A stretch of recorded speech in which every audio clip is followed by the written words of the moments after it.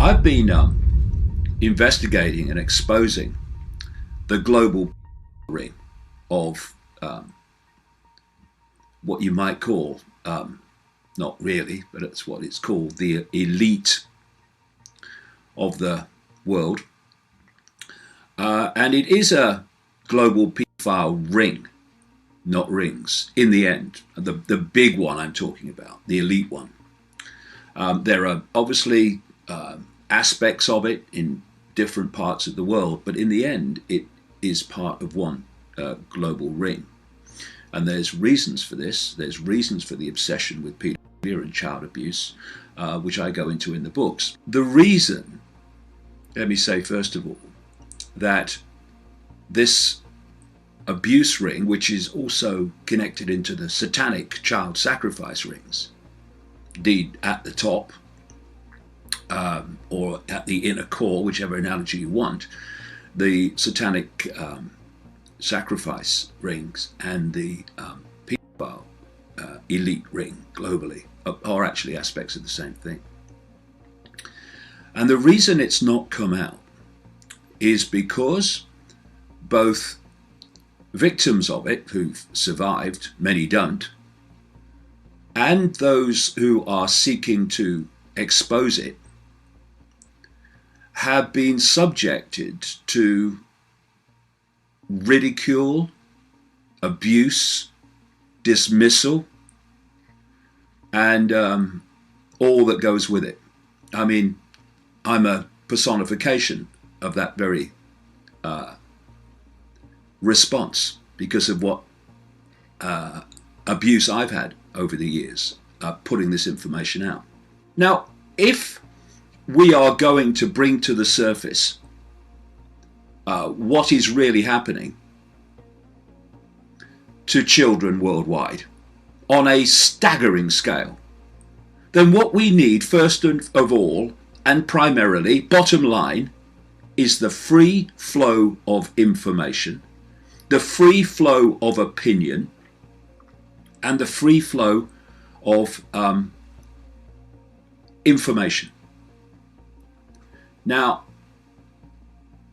we are not going to have that if all that happens when anyone questions even some details of someone else's view, i.e., let's talk about, in this case, Pizzagate, that they are going to be subjected to what they are being subjected to now. Because what that means is you're blocking the free flow of opinion and the free flow of information by intimidating people into silence, which is exactly how this whole pedophile network globally has been kept under wraps all this time. Going back as far as 1998, I published this book, The Biggest Secret, which named people like the former Prime Minister of Britain, Edward Heath, as a paedophile and Satanist. And the passage in the book was read to him. He was still an MP, Member of Parliament at the time. Was read to him in the week of publication. What did he do? Nothing. Why? Because it was true.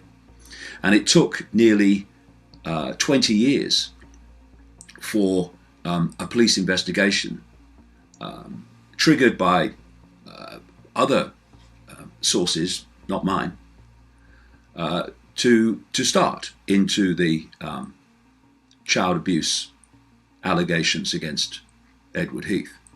Of course, now, as with all aspects of this child abuse, paedophilia revelation in Britain that came out after the revelations about the BBC entertainer and record-breaking paedophile Jimmy Savile, the investigation of Ted Heath is being attacked by aspects of the media, usual suspects, to try to kill that, as they did the same with killing investigations into Leon Britton, a Margaret Thatcher cabinet minister and Home Secretary, who I named in a later book, again, while he was still alive. And In The Biggest Secret, someone else I named in 1998 was a guy called Lord Alistair McAlpine. He was the Svengali spinner and closest of close associates throughout her period as Prime Minister of Margaret Thatcher. He was named to me by enough people for me to take it seriously and name him in the book during the 1990s. And of course, after the Savile revelations, there was this scandal in Britain when it was alleged that Lord McAlpine was a paedophile. And he then goes around threatening libel actions and instigating one or two over people actually in the end didn't name him directly. And he got massive payouts from the BBC and independent television, who neither of which named him. Go figure. And I named him in the 1990s in The Biggest Secret. And I named him again on the internet after the revelations became public all that time later. And he never even contacted me. And it's interesting that he was the spinner of and Svengali of Margaret Thatcher. The revelations about the Westminster paedophile ring were based upon the period of the Thatcher government.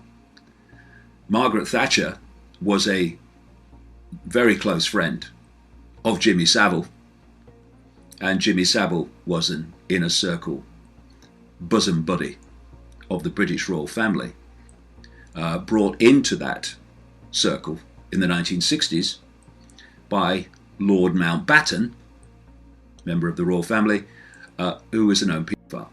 There is a massive elite paedophile network operating out of Washington, D.C. and out of the elite of the United States. And indeed, in the Biggest Secret, I expose Father George Bush as a notorious paedophile and abuser of children. And then there's another book, Transformation of America by Cathy O'Brien. This came out in 1995, and I met Cathy O'Brien and her partner very soon after the book came out. And I spent a lot of time with her talking about her experiences. I met her daughter, Kelly, who was born into captivity, literally, because Cathy O'Brien was one of an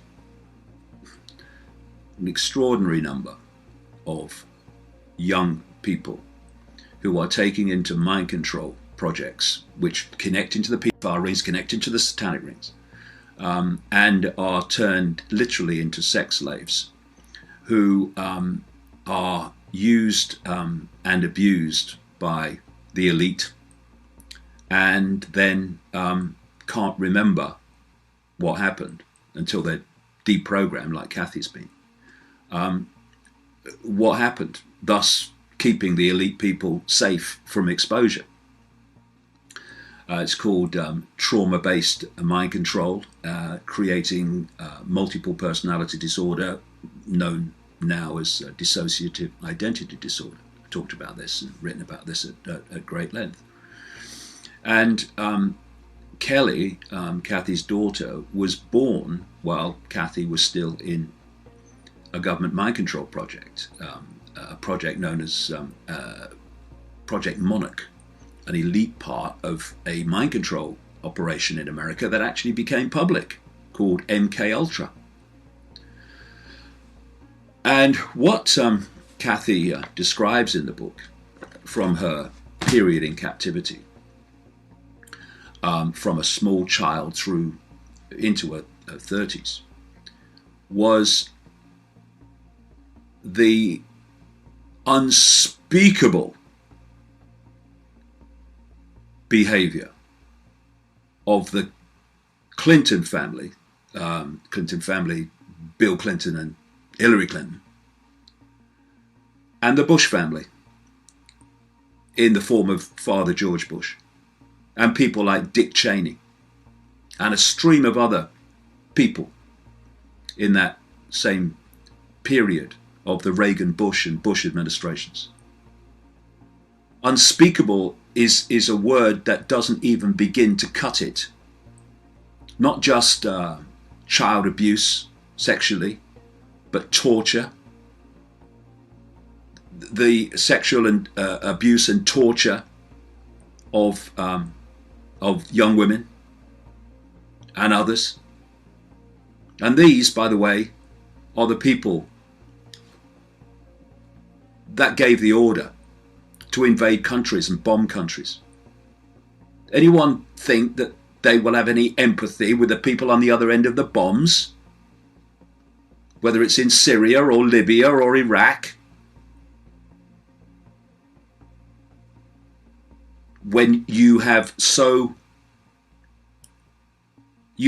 a deleted empathy, a capacity for empathy, that you will do that to kids. What goes on behind the scenes is so fantastic, so horrible, so horrific, that so many people, and you've got to understand that, and understand why, find it difficult, who've not done the research, who've not spoken to the people involved, and I've spoken to legions of them, in terms of the victims. They find it impossible to bridge that gap between the world as they think it is and the world in the shadows as it really is.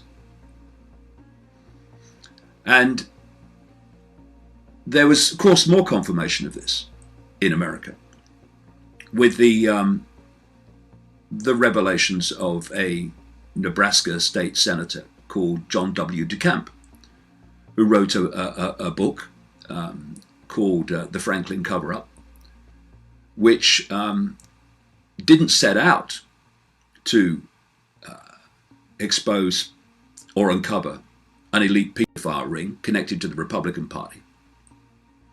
It set out to investigate the corruption of something called the Franklin Credit Union in Nebraska, which was headed by a guy called Lawrence King, a big Republican who actually sang the national anthem at the Republican conventions in 1984 and 1988. And what DeCamp did, as he was uncovering the corruption for which Lawrence King was eventually jailed, he found that King was running an elite pedophile ring, supplying children to elite politicians in the Republican Party at conventions and what have you. Exactly the same theme and exactly the same story that you hear around the world in terms of political pedophiles in Britain and in Australia. I mean, does anyone really think that it's just a coincidence that people have come out in America, they've come out in Britain, they've come out in Australia and other countries talking about this, describing the same themes, the same abuse, the same elite networks, and it's all a coincidence and they're all just making it up? That's what the media want you to believe. This idea that there are codes, for instance, of pizza and hot dog and other things that connect to a pedophile coded language where these things appear to say one thing but are actually talking about children. Now again, we need to go back to where those codes came from to see if they come from a credible source and they can be taken as read. But when you read these emails involving people like John Podesta, who was the chairman of Hillary Clinton's election campaign, or non-election campaign, and his brother Tony Podesta, a lobbyist, in Washington. Some of them certainly appear to be written in code. You know, it's been said that the Podestas are creepy. And John Podesta, of course, not only has served Hillary Clinton's election campaign, but was chief of staff to Bill Clinton when he was president, and was a very close advisor to Barack Obama. So this is a big wig in Washington. And people have said that that the Podestas are creepy. Well, in my view, the Podestas are creepy. I mean, Tony Podesta seems to have a very strange taste in art. For instance, one of his favorite artists, he said, is someone, a Serbian artist, who paints pictures of semi-clad, semi-naked children looking very traumatized, and of children tied up, floating dead in swimming pools. I mean, hello? Creepy, are you kidding? The people that are making the decisions that dictate our lives are not like most of the population is.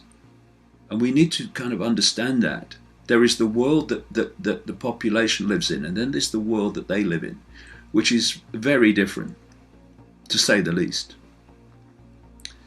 Then we have this connection to Jeffrey Epstein, who has been a close friend and associate of Bill Clinton. Bill Clinton's had something like 26 times that he's been on Epstein's plane, which is known as the Lolita Express because of its connection to pedophilia. Epstein is a friend of Hillary Clinton. He's a friend of, or certainly was, of people like Donald Trump, of Prince Andrew, and many others that would be called elite. And then you look in Britain, when we're putting together all these pieces of information, which, when you put them together, create a situation where these elite pedophile rings, or ring in the end, are actually in plain sight. But you need to take these apparently different pieces of information and situations and put them together, and then suddenly the pixels become a picture. If the truth came out of the scale of child abuse, child torture, child sacrifice, Satanism, involving some of the most famous political leaders, politicians, and connected people, that came out, the system would fall, because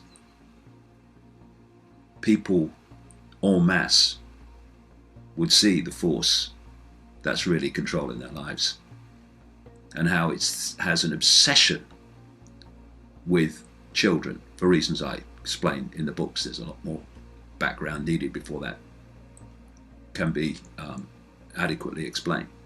And in the end, if the free flow of information is allowed to prevail, the truth will, indeed must, come out.